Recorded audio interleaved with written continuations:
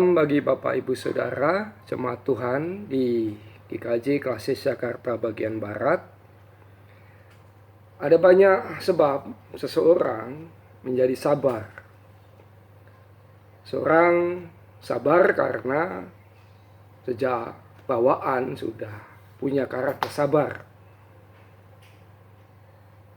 Dalam penggolongan temperamen manusia, orang-orang dengan temperamen melankolis dan flegmatis sering dianggap lebih sabar dibandingkan dengan orang-orang dengan temperamen sanguinis dan koleris. Dari penelitian genetik kita juga tahu bahwa orang-orang dengan telomer lebih panjang itu lebih sabar dibandingkan dengan orang-orang dengan telomer lebih pendek. Namun demikian, ada juga sebab lainnya orang menjadi sabar. Orang menjadi sabar karena terkondisi atau karena dikondisikan. Misalnya ketika kita antre menunggu giliran dokter, kita dikondisikan untuk sabar dalam antrian. Samping itu juga orang menjadi sabar bisa juga karena ia memahami kesabaran itu sebagai strategi hidup atau jalan hidup yang baik yang ia perlu jalani.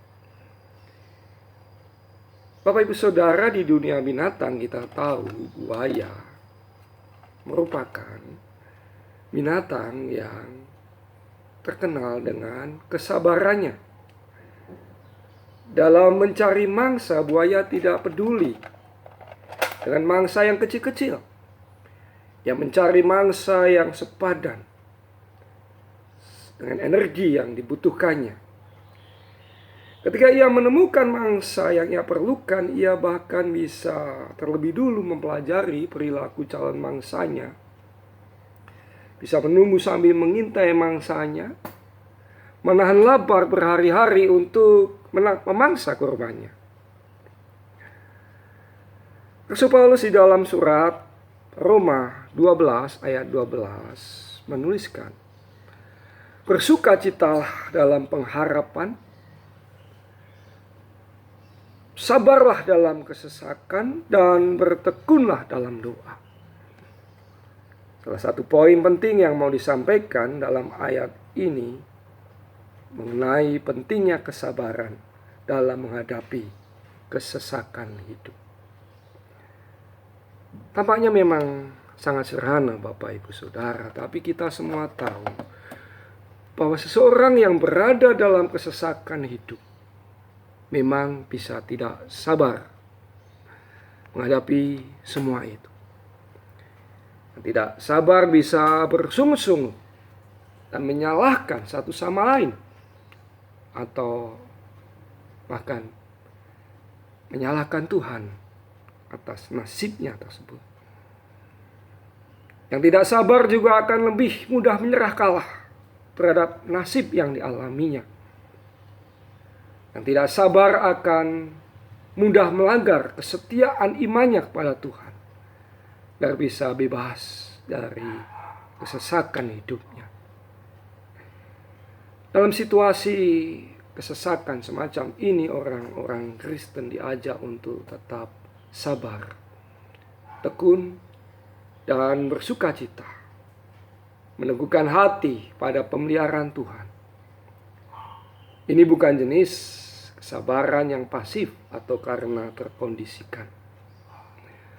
Rasul Paulus juga mengatakan bersukacitalah dalam pengharapan. Artinya ketika kita bisa mengalami hidup ini sebagai anugerah Tuhan, kata sukacita dalam perjanjian baru Bapak Ibu Saudara erat kaitannya dengan kata haris atau anugerah. Ketika kita bisa mengalami hidup ini sebagai anugerah Tuhan, kita akan dimampukan untuk selalu menghayati hidup ini dalam sukacita, ketekunan, dan kesabaran atas apa yang terjadi dalam hidup kita. terutama di masa pandemi ini. Kita memerlukan kesabaran yang lebih dengan menaati semua protokol terkait COVID-19 ini. Kesabaran yang kini kita harus mengerti, bukan sekadar kita dikondisikan untuk sabar, namun kesabaran yang harus kita mengerti sebagai strategi kehidupan yang lebih baik. Jadi kalau buaya ini kita undang Bapak Ibu Saudara menjadi motivator kita, ia akan mengatakan pada kita, all good things come to those who wait. Segala yang baik akan didapat oleh mereka yang sabar menunggu. Kesabaran di sini menjadi bagian dari strategi hidup atau jalan hidup. Kesabaran menjadi sesuatu yang antisipatif, menanti kehidupan atau masa depan yang lebih baik. Ini bukan sebentuk kesabaran yang pasif, melainkan kesabaran yang aktif. Tuhan berkati kita semua. Amin.